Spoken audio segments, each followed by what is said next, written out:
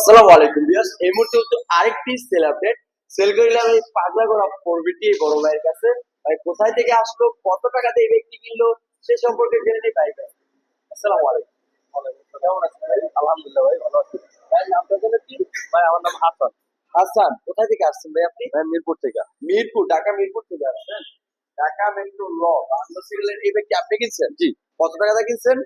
ভাই 1,27,000 টাকা। 1,27,000 টাকা। এক্সকানেক্ট করবি জি। নাকি? জি। সমস্ত পেপারস গুলো বুঝে পাইছেন? জি।